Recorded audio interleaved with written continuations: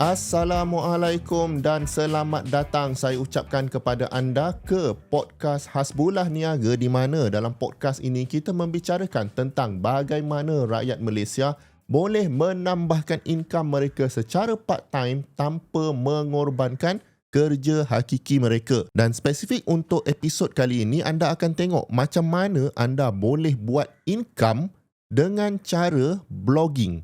Jangan main-main. Blogging ni sebenarnya masih lagi boleh generate income yang agak banyak untuk kita. Walaupun sekarang ni kita tengok dunia dah beralih ke arah vlogging, video dan sebagainya. Tapi kalau anda nak tahu, blogger yang popular masih lagi blog dekat website diorang. Kenapa diorang masih blog walaupun orang kata blogging dah tak popular? Sebab blogging ni masih lagi generate income yang baik untuk diorang. Jadi dalam episod ni saya akan explain kepada anda macam mana nak start buat blogging ni dan macam mana kita nak monetize website ataupun kita punya blog tu. Kadang-kadang kita ada je idea nak blog pasal apa, ataupun tak ada idea pun tak apa, nanti saya ceritakan macam mana nak buat. Tapi bila sampai masa nak menulis tu, kita pun terfikir, kita nak tulis dekat mana, siapa nak dengar apa yang kita cakap. Jadi cabaran-cabaran ni lah yang menjadikan blogging agak mencabar. Dan kita pula bila jumpa something yang mencabar ni, kadang-kadang kita pun takut nak mula. Jadi kita tak buat terus. Jadi possibility untuk dapat income, kalau kita tak buat langsung, zero lah possibility. Kalau kita buat, mungkin dapat, mungkin tak dapat. Tapi kalau tak buat, memang confirm tak dapat lah, senang cerita. Tapi sebelum kita tengok betul-betul dengan lebih mendalam lagi macam mana cara nak buat blogging ni, website apa yang anda patut guna, apa kata kita tengok dulu motivation atau sebab-sebab kenapa sebenarnya kita nak generate part-time income ni. Bukan apa, saya ni seorang yang sangat kuat percaya bahawa kita mesti ada motivation yang betul. Sebab kadang-kadang kerja yang kita buat ni, kadang-kadang dia jadi susah. Kadang-kadang dia senang, tu okey lah. Kadang-kadang dia jadi susah, kita pun tak ada motivation nak buat. Tapi kalau kita ada sebab yang kukuh, kenapa contohnya kita nak cari additional income ni, maka bila kita rasa tak semangat nak buat benda ni, ataupun memang rasa berbaloi ke tidak kita buat benda ni sebenarnya, waktu macam anda memerlukan extra motivation ni, masa itulah kita perlu fikir balik kenapa kita nak buat benda ni. Kalau sebab kita nak generate part-time income ni adalah sebab-sebab yang kukuh, maka mudahlah kita nak dapat motivation tu. Kenapa kita nak buat part-time income ni? Bagi saya pertama sekali, ini kisah saya dululah, adalah untuk mudah sikit kita nak bayar hutang rumah dan hutang kereta. Itu kes saya. Sebab rumah dengan kereta ni adalah bagi saya kebanyakan rakyat Malaysia ni, especially yang dah berkeluarga, expenses yang terbesar adalah rumah dan juga kereta. Contohnya saya satu ketika dulu pakai Pro 2 Beza RM400 dan rumah tu, sewa rumah saya berada di Johor Bahru, jadi sewa agak tinggi dalam RM1,300. Jadi total tu RM1,700. Memang agak menangis jugalah bulan-bulan nak bayar. Dan kesusahan ni, walaupun kita rasa macam alamak macam mana nak bayar ni kan, susahnya. Tapi sebenarnya bila kita agak tersepit macam ni, maka kita punya minda ni secara automatik akan cari cara untuk survive. Dan bila jadi macam ni, maka terbukalah idea-idea untuk buat something yang part-time untuk membantu meringankan sikit beban bayar hutang tu. Bukanlah kita expect income daripada part-time kita sampai RM2,000, RM20,000. Bukan. Cukup kalau setakat RM200, RM300. Siapa nak bagi duit lebih macam ni kan? At least kalau RM200 tu separuh payment kereta Beza saya tu dah terbayar. Jadi itu motivation yang pertama lah untuk meringankan beban untuk bayar hutang. Ada kelebihan-kelebihan yang best bila kita dapat bayar hutang ni. First, kalau kita dapat bayar hutang tu dengan cepat, maka kuranglah interest yang dikenakan pada kita. Anda tahu tak, kalau kita beli rumah and then kita bayar hutang rumah tu sepanjang 35 tahun ataupun 30 tahun, by the end, kita bayar rumah tu sebenarnya kita dah boleh beli rumah tu 2 kali. Itulah kesan interest ni. Memang menyusahkan hidup kita. Macam kereta juga. Kalau kita bayar 7 tahun, lebih sikit lah interest tu berbanding kalau kita bayar 9 tahun. Bulan-bulan mungkinlah 9 tahun tu kita rasa lebih sikit. Tapi untuk total duration of payment tu, of course, lagi lama kita direct, lagi banyaklah interest. Dan inilah cara bank buat duit. Jadi kalau kita boleh generate part-time income dan mempercepatkan kita boleh bayar hutang dengan penuh ni, maka kita akan kurang bayar interest. Dan dekat situ, double lah untung. First dah untung buat income part time tadi. Second, untung sebab tak payah bayar interest. Yang kedua pula, kalau kita dapat generate additional income, part-time income untuk bayar hutang, maka gaji kita tu ada lebih sebenarnya. Kita tak usik sangatlah gaji kita. Bila ada gaji lebih ni, maka terpulanglah kita nak buat apa dengan gaji tu. Kita nak saving ke, kita nak buat investment ke, atau kita simply nak beli apa yang kita nak. Kita nak pergi holiday dengan family contohnya. In fact, holiday dengan family dan juga beli something yang kita nak ni sebenarnya boleh menambahkan lagi motivation kita untuk buat part-time income ni sebab kita seronok. Dan kalau kita bagi family kita seronok, kita akan jadi lagi seronok. Orang kata happy wife, happy life kan? Dan itu membawa kepada motivasi yang kedua lah untuk buat apa yang kita nak buat dengan duit kita tu. Jadi kalau mungkin anda ada something yang anda nak beli, contohnya nak beli telefon. Telefon sekarang bukannya murah-murah. Memanglah ada orang bayar bulan-bulan, tapi saya sendiri jenis yang beli sedebuk teruslah beli cash. Jadi kalau tak ada cash, menangis sikit lah, pakailah telefon buruk. Kadang-kadang skrin dah pecah kan. Sebab bukan apa, kita tak nak tambahkan komitmen bulanan tu. Kemudian kalau contohnya kita nak pergi vacation. Kalau nak pergi vacation ni, masa pergi tu okey lah. Kita pun jimat-jimat sikit masa nak pergi tu kan. Makan pun berpada-pada, kadang-kadang nak beli souvenir pun cari kedai-kedai yang murah sikit. Dia masalah tu bermula bila kita balik rumah tu.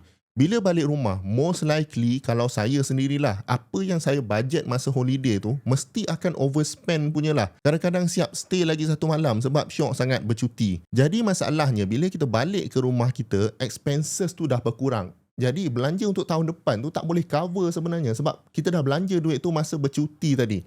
Kesannya adalah 3-4 bulan lepas bercuti tu kita sebenarnya ikat perut sikit lah. Tak pergi mana-mana, tak makan dekat luar kan, tak belanja-belanja yang best-best dekat family. Sebab kita nak recover balik duit pergi vacation tu. Of course, family pun faham saja, bukan kata tak faham. Tapi kita sentiasa terbayang-bayang. Bestnya kalau kita boleh pergi bercuti, tanpa perlu risau bila balik bercuti tu, kita kena ikat perut sikit. Bila ada income tambahan, bukanlah kata kita boleh joli masa bercuti tu. Cuma, at least, bila kita balik bercuti tu, kita tak stres.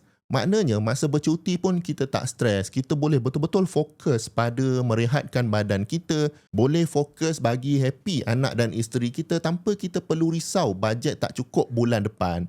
Okey, seterusnya, kenapa kita nak buat part-time income ni? Supaya kita ada peluang untuk invest duit lebihan tu ke dalam something.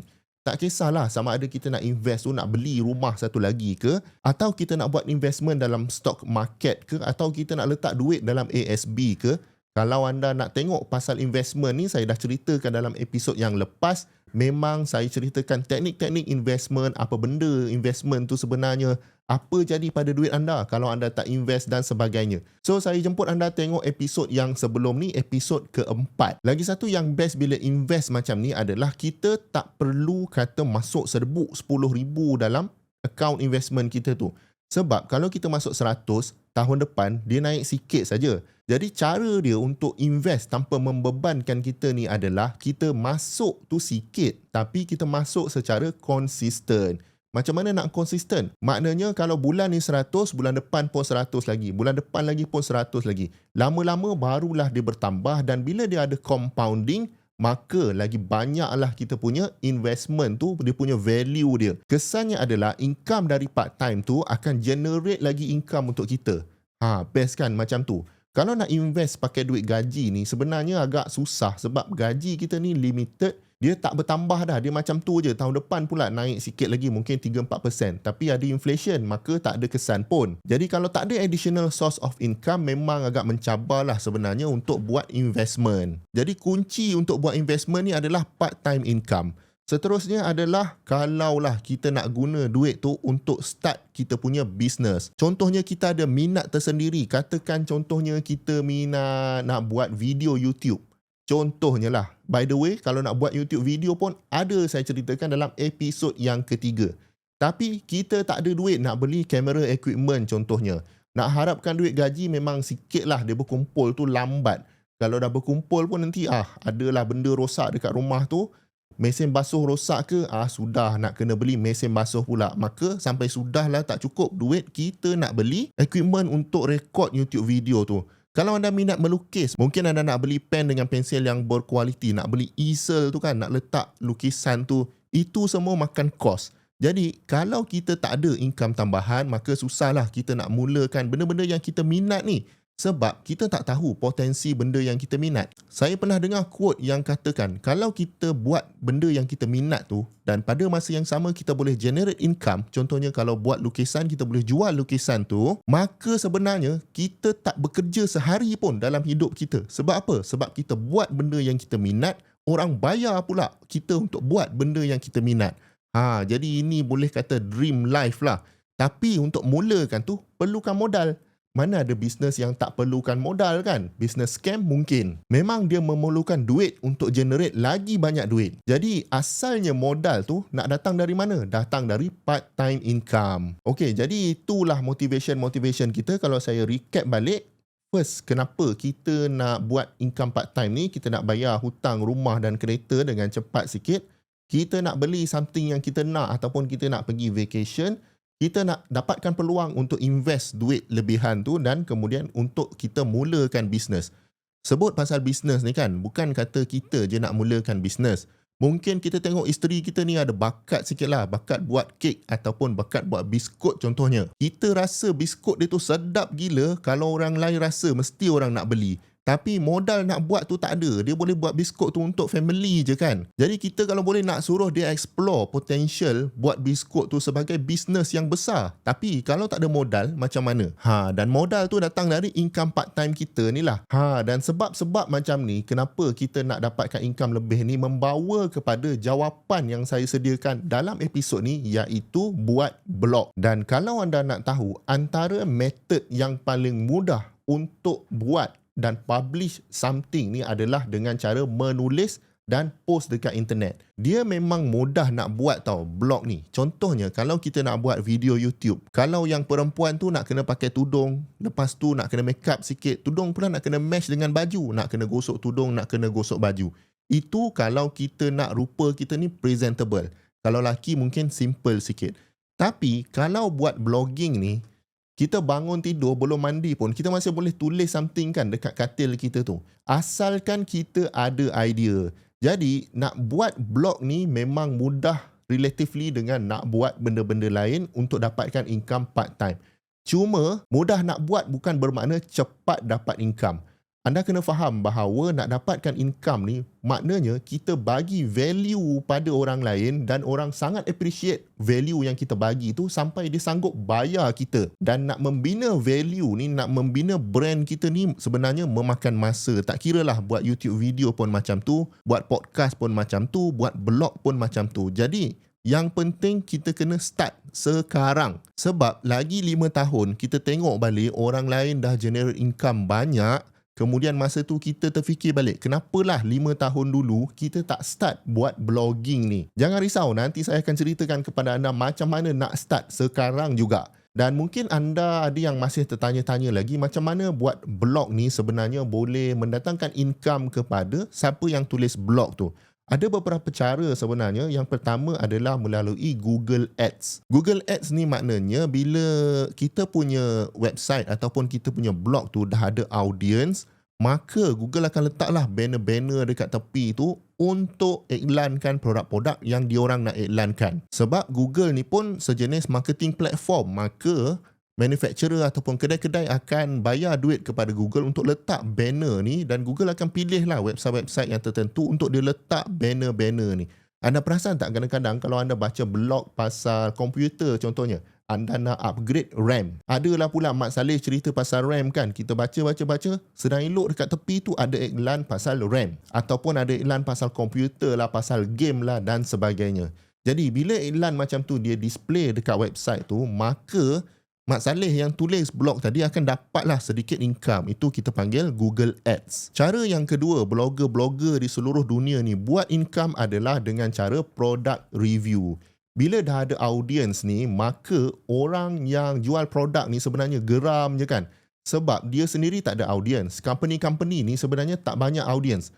Sebab orang tahu kalau company ni yang buat artikel, mesti in the end tu dia nak jual barang dia, betul tak? Jadi orang tak percaya sangat kalau blog tu datang dari company. Tapi kalau blog tu datang dari private individual, daripada saya ataupun daripada anda contohnya, maka orang lebih mudah percaya.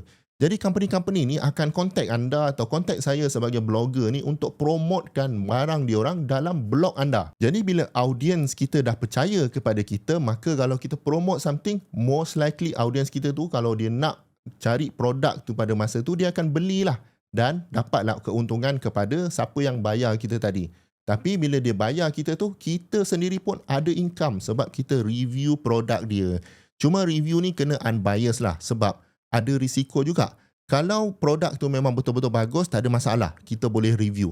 Tapi kalau produk yang 50-50 ni akan menjadi ethical dilema kepada kita ni content creator sebab kita ada benda kita nak kutuk pasal produk tu. Tapi kalau kita nak kutuk pun tak sampai hati sebab orang tu bayar dekat kita. Jadi kalau ada dilema macam ni, saya cadangkan jangan ambil teruslah. Nanti audiens anda yang susah payah anda cari tu, dia akan larilah sebab dia dah tak percaya dengan anda lagi. Sebab produk yang anda review tu anda kata bagus, tapi bila dia cuba sebenarnya tak bagus. Jadi ini akan hurt kita punya brand reputation. Jadi bagi saya baik tak payah ambil terus.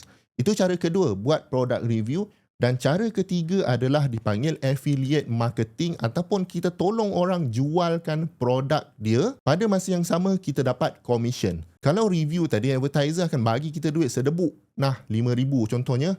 Tolong review produk ni.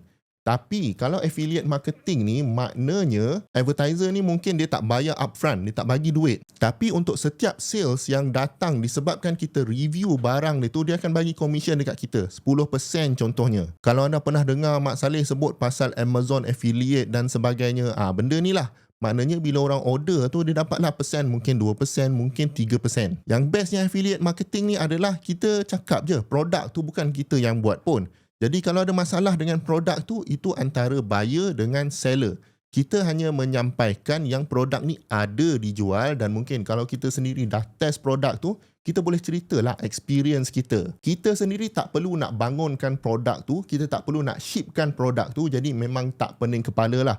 So itu yang best pasal affiliate marketing ni.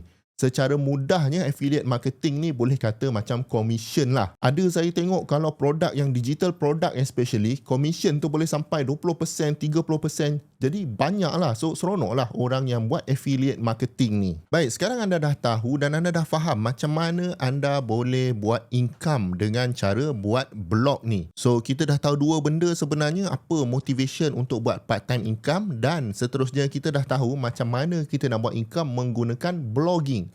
Tapi sekarang ni, of course lah, cakap memang senang. Tapi nak buat blogging ni banyak cabaran dia. Dan bagi saya, cabaran yang pertama yang paling penting adalah tak ada idea. Macam mana kita nak dapatkan idea ni? Nak tulis apa sebenarnya masa kita blogging? Jadi disebabkan kita membicarakan tentang cara-cara buat income secara part-time, maka saya assume anda yang mendengar podcast ni dah pun ada kerja full-time. Untuk mendapatkan kerja full time tu, anda mesti dah belajar something, betul tak?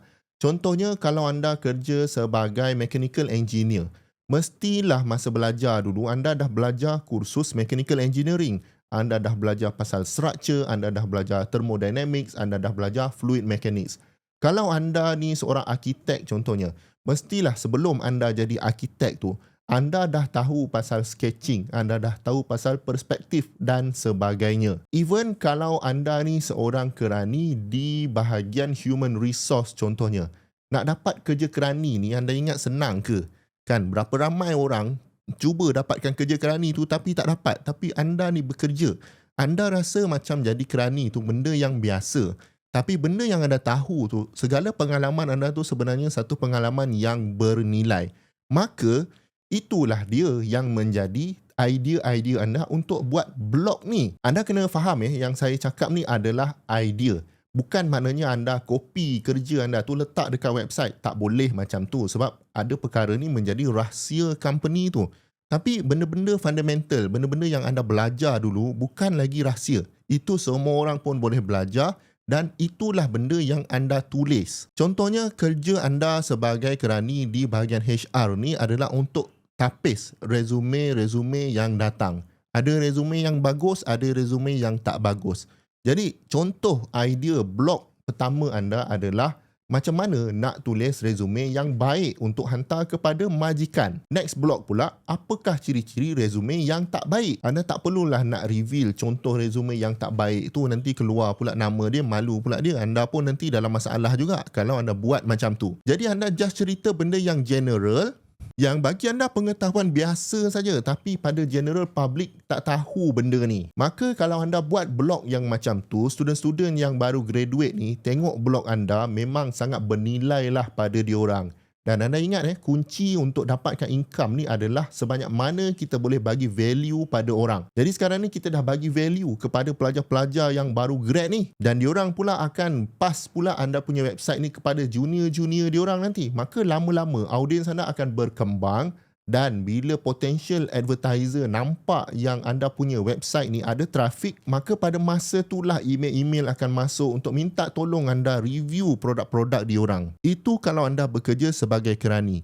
Kalau anda ni seorang guru atau seorang pensyarah, lagilah banyak benda yang anda boleh ceritakan. Kalau anda ni pula jenis yang banyak membaca, anda boleh ceritakan apa benda yang anda baca tu. Jadi benda-benda yang simple, yang tak menyusahkan anda sangat, sebab anda kena ingat, kerja part time ni kita tak nak dia bagi kita stres tau. Kalau kita stres nanti esok tak larat nak bangun buat kerja hakiki tu. Dan dia tak bolehlah mengambil masa terlalu banyak. Jadi nak mudahnya, benda yang anda dah tahu, anda tak perlu study lagi dah untuk tulis blog ni, barulah berkesan kalau macam tu. Okey, jadi itu masalah kalau tak ada idea. Masalah kedua adalah nak tulis dekat mana. Website apa nak guna? Okey, pasal website ni, dia ada yang percuma, ada yang berbayar. Kita nak bayar ke tak nak ni? Income tak ada lagi ni. Okey, untuk anda yang fikir sampai level macam ni, bagi saya itu adalah masalah yang sama saya hadapi dulu. Itu dipanggil sebagai overthinking. Tadi idea dah ada, kunci dia adalah tulis dulu blog tu. Tulis je dekat Microsoft Word dulu ke, dekat Notepad dulu ke. Dah ada artikel tu, barulah fikir dekat mana nak publish. Sekejap lagi saya akan bagi tahu nak publish dekat mana. Tapi kuncinya sekarang adalah tulis dulu. Bila ada idea, tulis idea tu. Kalau sempat masa tu juga anda tulislah 20 minit tu anda ambil masa. Tulis sikit apa yang anda nak tulis. Dapat 100 perkataan, 200, 300 perkataan dah cukup baik. Jadi sekarang at least anda dah ada artikel. Dekat mana pun anda decide nak publish nanti, dekat tempat free ke, tempat berbayar ke, artikel tu dah ada, konten tu dah ada. Kalau kita belum tulis pun lagi tapi kita risau nak publish dekat mana, sampai sudahlah kita takkan tulis. Okey, cabaran yang ketiga, kita takut kita dah tulis penat-penat ni, tak ada siapa pula yang baca blog kita. Sekali lagi, ini adalah masalah overthinking. Sekarang ni artikel tu dah ada ke belum? Cabaran dia sekarang adalah artikel tu sendiri kena ada dulu, dia kena muncul dulu. Tadi kata tak muncul sebab tak ada idea. Okey, sekarang dah ada idea, kena ada artikel dulu. Bila ada artikel, nanti kita dah publish. Kalau artikel tu ada value, mesti ada orang baca. Anda jangan risau. Kalau kita baru publish 1, ataupun 2, ataupun 5, ataupun 10, tak ada pembaca, jangan risau. Yang penting kita publish je dulu. Publish 50, publish 60. Kemudian audiens tu akan datang secara perlahan-lahan. Kenapa kita kena publish banyak sebelum kita boleh expect audience? Okey, anda bayangkan kalau anda terjumpa satu artikel yang best lah. Mesti anda nak baca lagi artikel dari penulis yang sama. Kalau penulis tu ada satu tu je lah artikel, mesti anda tak jadi nak follow dia. Sebab itu je lah, anda tak dapat benefit lain lagi. Sama lah juga macam kalau kita tulis entry, orang minat dekat kita, orang akan nak baca lagi. Jadi sebab tu pentingnya ada entry yang lain. Ada 10 entry contohnya, barulah orang tu akan follow kita. Sebab 10-10 tu bermanfaat untuk dia. So dia expect next artikel pun bermanfaat lagi. Okey, jadi kunci dia adalah tulis dulu, kemudian siapa nak baca tu, dia akan datang kepada kita. Tak guna kita risau pun sebab kita memang tak boleh kontrol benda ni. Betul tak? Yang kita boleh kontrol hanyalah berapa banyak kita tulis. Itu saja. Okey, dan last sekali, cabaran buat blog ni adalah kita ni sebenarnya seorang perfectionist. Sebenarnya bagi saya lah, untuk buat artikel yang pertama, tak ada artikel yang perfect. Tulislah macam mana pun, tak ada yang perfect. Bagi saya, kita risau artikel kita ni tak bagus, hanyalah otak kita yang sedang mempermainkan kita. Kenapa saya cakap macam tu? Sebab otak kita ni memang didesign untuk melindungi kita daripada buat benda yang pelik-pelik. Dan tulis artikel ni nak publish pada satu dunia nak baca, ini satu benda yang pelik lah. Sebenarnya kita takut orang judge kita artikel tu tak bagus. Jadi otak kita pun cakap lah, oh artikel ni belum perfect lah, jangan buat apa-apa lah. Duduk je dulu, nanti sampailah idea tu. Dengan cara duduk saja idea tu takkan sampai. Idea ni dia hanya akan datang dan dia hanya akan berkembang bila kita bekerja untuk mengembangkan idea tu. Kalau kita dapat idea tapi tak buat apa-apa, idea tu akan duduk dekat situ je lah. Dia takkan berkembang sampai bila-bila. Baik, jadi saya recap balik cabaran-cabaran yang mungkin anda sedang rasa sekarang bila nak mula buat blog ni. First, tak ada idea. Kemudian anda tak tahu nak tulis dekat mana, tapi penyelesaian tadi adalah tulis dulu. Kemudian barulah fikir nak publish dekat mana. Lepas tu kita risau tak ada siapa nak baca dan akhirnya adalah kita rasa kita perfect. Kita rasa artikel tu belum perfect, maka sampai sudahlah kita tak publish. Baik, jadi kalau saya recap balik apa yang anda dah dengar atau apa yang anda dah explore dalam episod kali ni. Pertama sekali tadi kita dah tengok kenapa kita nak buat income part time ni. Dan yang kedua, kita dah tengok macam mana kita boleh buat income menggunakan kaedah blogging. Dan yang ketiga, kita dah tengok cabaran-cabaran nak mula buat blogging ni. Jadi mungkin sekarang ni kita dah sampai ke part yang anda tunggu-tunggu, iaitu macam mana, apakah langkah-langkah nak buat blog ni. Dan saya akan cuba untuk tidak mengecewakan anda sebab saya dah sediakan dekat sini 9 langkah-langkah untuk membuat blog. Kalau anda follow langkah ni step by step, inilah juga langkah yang saya buat. Maka kalau saya boleh buat, anda pun boleh buat juga. Jangan risau. Jom kita tengok dulu apakah langkah yang pertama. Langkah-langkah ni saya ceritakan kepada anda yang memang belum pernah langsung buat blog dan nak mencuba buat blog. Apa benda yang anda nak tulis dan sebagainya, dekat mana nak publish, semua saya ceritakan dekat sini. Jadi langkah pertama adalah anda kena cari topik anda. Apakah niche anda? Sekarang ni banyak orang sebut pasal niche kan, tapi orang tak faham pun niche tu apa. Niche ni sebenarnya boleh kata topik yang agak detail lah. Contohnya, saya buat blog juga dalam bidang automotif. Jadi topik saya yang besar adalah automotif dan niche saya adalah kereta dan niche lagi adalah engine. Jadi saya cerita pasal enjin kereta. Saya ceritalah pasal piston dia, pasal turbocharger, pasal enjin, jenis-jenis bentuk enjin dan sebagainya. Sampai saya boleh buat kursus lagi pasal enjin ni. Sebab apa itu menjadi pilihan niche saya? Sebab memang itulah yang saya belajar masa saya study dulu. Maka mudah nak ceritakan dan saya pun minat kereta. Maka lagilah mudah nak cerita ataupun nak blog pasal benda tu. Jadi cari niche dan juga topik anda. Kalau kata anda ni minat memancing, maka konten-konten anda perlulah berkisar tentang memancing. Contohnya, artikel yang pertama adalah 5 tempat memancing yang best di Malaysia. Artikel yang kedua adalah cara-cara menangkap ikan toman. Minta maaf lah kalau anda ni pakar memancing. Saya ni tak pandai sangat memancing.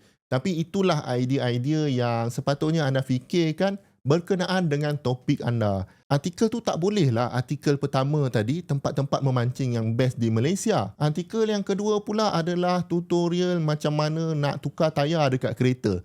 Dia tak boleh macam tu. Dia dua niche, dua bidang yang berbeza. Kalau tak nanti audiens anda tu dua-dua anda tak dapat. Audiens yang nak tukar tayar tadi pun tak dapat sebab dia tengok kenapa ada konten memancing ni. Audiens memancing pun anda tak dapat sebab dia kata kenapa ada konten tukar tayar ni kan.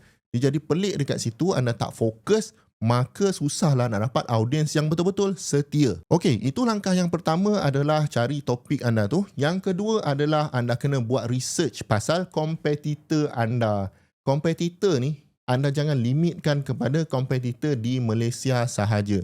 Contohnya saya buat blog dalam bidang automotif, maka memang banyak automotif jurnalis di seluruh dunia. Dan kita pun tengok apa yang diorang buat. Artikel apa yang diorang tulis. Iklan apa yang dipaparkan. Produk apa yang diorang review. Sebab itulah arah yang saya nak tuju. Kalau ada topik-topik yang best tu, mungkin saya boleh tengok dari angle yang lain. Contoh ada artikel 5 kereta buatan US terbaik di dunia. Kita pun buatlah 5 artikel buatan Malaysia yang terbaik di dunia.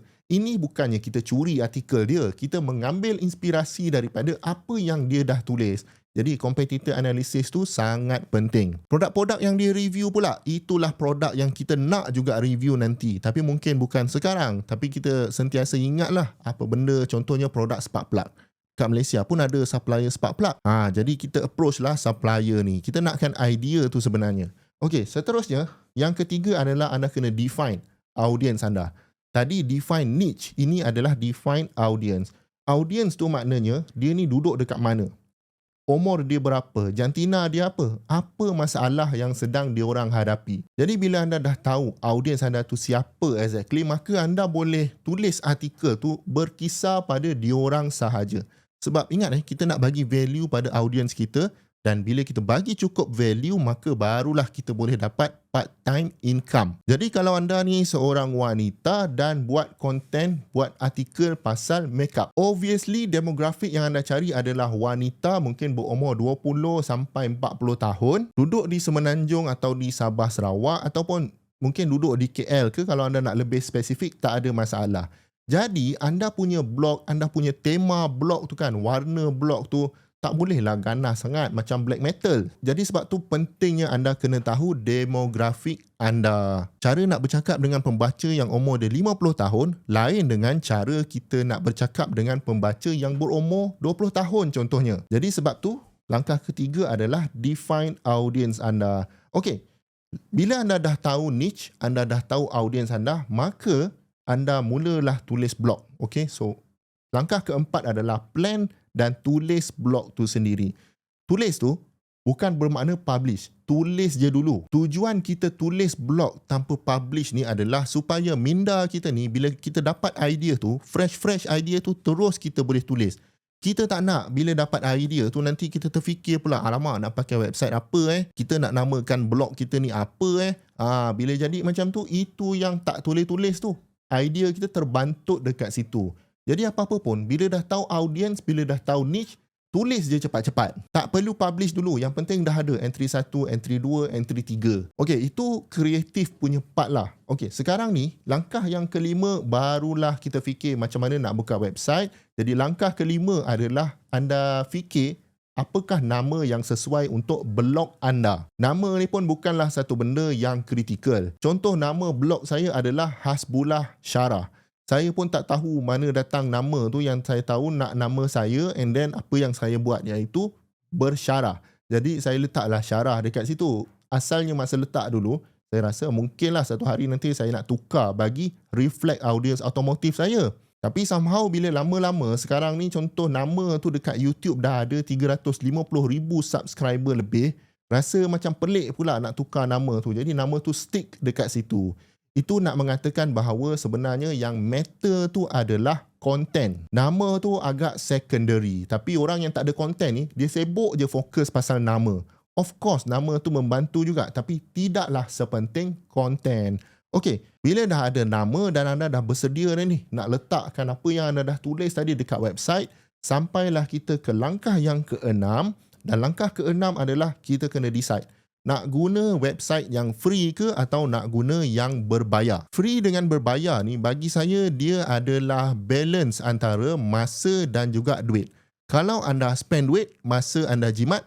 Kalau anda tak spend duit, anda kena spend lebih masa untuk publish artikel tersebut. Dan anda juga ada option untuk guna platform blogging sedia ada atau anda nak bina platform anda sendiri. Dan untuk macam ni, saya cadangkan anda gunalah platform sedia ada, contohnya medium.com. Medium.com ni memang dah ada dia punya audience dia sendiri, kita cuma selitkan artikel kita dalam tu, dan website ni pun akan bantu kita cari audience. Di samping kita promote jugalah kita punya blog tu nanti. So medium.com, medium.com, anda just login saja guna Google account ke Yahoo account ke, dan anda dah boleh terus copy paste apa yang anda dah tulis tu, terus publish saja. Jadi ini memang senang dan percuma. Kaedah kedua pula adalah kaedah berbayar. Kaedah berbayar ni adalah anda design website anda sendiri, yang mana walaupun berbayar, anda kena spend masa yang lebih sikit. Kalau saya lah untuk long term, kalau saya betul-betul serius nak buat blogging ni, saya akan pergi kaedah berbayar, dan kita boleh bayar website seperti Wix dan Squarespace. Cuma kos dia agak tinggi juga sebab Website ni first anda kena ada nama. Itu dipanggil sebagai domain name. Kalau saya hasbullahsyarah.com. Domain name ni anda kena bayar setiap tahun dalam RM100 setahun. Kemudian Wix dengan Squarespace ni dia macam software. Software ni duduk dalam website dan dia akan bantu kita buat website tu dengan mudah. Jadi seolah-olah kita buat PowerPoint je. Kan? Kalau nak coding guna WordPress tu memang mencabar. Kita kena faham HTML dan sebagainya. Tapi kalau guna Wix dengan Squarespace ni macam saya cakap, bila kita dah bayar dia akan jimatkan kita banyak masa. Cuma itulah nak kena bayar bulan-bulan. Jadi apa pros and cons free dengan berbayar ni selain daripada masa yang kita jimat tadi? Kalau free ni kita dah ada audience. Contohnya medium.com tu memang dah ada audience dia sendiri. Jadi dia pun akan bantu untuk cari audience untuk kita. Cons dia pula kalau kita guna free website macam Medium ni, susah sikit kita nak buat branding. Macam mana kita nak buat branding Hasbullah Syarah sedangkan kita guna website Medium. Okey, untuk yang berbayar pula, kita boleh kontrol branding sepenuhnya. Kita boleh kontrol warna apa kita nak guna, gambar apa kita nak letak dekat situ, ikon-ikon dia bentuk macam mana. So dari segi branding tu bagus kalau kita guna website yang berbayar ni. Lagi satu, saya tak recommend kalau anda nak buat sendiri website tapi anda nak buat yang percuma. Boleh juga sebenarnya. Dulu kita guna WordPress. Nak guna WordPress ni mungkin sesuai untuk blogging. Tapi kalau bisnes kita dah berkembang, kita nak letak payment lah, nak integrate payment dan sebagainya, itu memang memerlukan pengetahuan dari segi coding. Dan untuk kita yang just nak publish blog ni, ini dah terlalu lebih-lebih lah, terlalu advance bagi saya. Maka saya cadangkan sama ada guna Medium atau kalau nak website sendiri, guna yang berbayar macam Wix dengan Squarespace. Dan untuk anda yang absolutely baru dengan benda ni, saya cadangkan guna medium.com sahaja.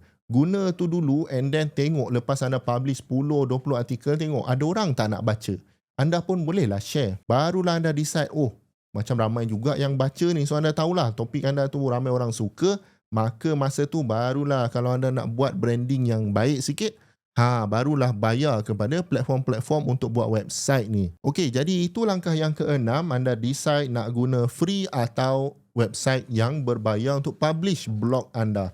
Okey, kemudian bila anda dah decide benda tu, langkah ketujuh, of course lah upload je lah apa yang anda dah tulis tadi. Upload artikel pertama anda ke dalam website tersebut. Jadi bila dah upload tu bolehlah celebrate sikit. Bukan apa, ramai orang dia nak tulis blog, dia nak buat YouTube video, dia nak buat podcast.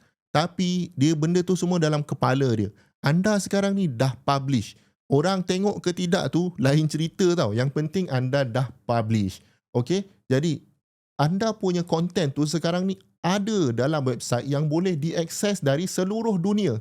Jadi bagi saya itu satu sebab untuk celebrate lah. Atau lagi best kalau anda boleh celebrate dengan fikirkan next idea. Itu memang different level lah kan. Tapi tak salah kalau kita celebrate little wins macam ni. Okey, seterusnya bila dah upload tu jangan rehat pula. Anda kena promote lah apa yang anda dah tulis tu. Tapi kalau anda baru ada satu entry, saya cadangkan relax dulu. Jangan promote dulu. Tunggu selepas ada 3 entry barulah anda start promote. Sebab bila orang jumpa artikel anda tu, dia mesti nak baca lagi. Dan kalau dah tak ada artikel lain, maka dia tak jadilah follow anda. Promote ni pula simple saja. Saya dulu, satu saya yang baca, kedua wife saya baca, ketiga mak saya baca. Dah ada 3 audience termasuk saya sendiri. Jadi maksud saya nak promote ni tak semestinya kita terus buat nak kena bayar iklan dan sebagainya. Kita promote dekat orang yang terdekat dahulu. Kalau kita segan dia baca, kita janganlah promote dekat dia. Kemudian kita promote dalam social media kita. Kita ada Facebook, kita ada Instagram, ada Twitter. Letak link dekat situ.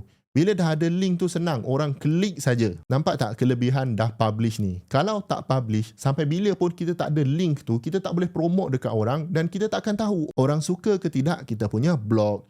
Okey, dan bila anda dah promote, maka langkah seterusnya, ada lagi, belum boleh rehat lagi tau. Langkah ke-9 adalah tengok analytics.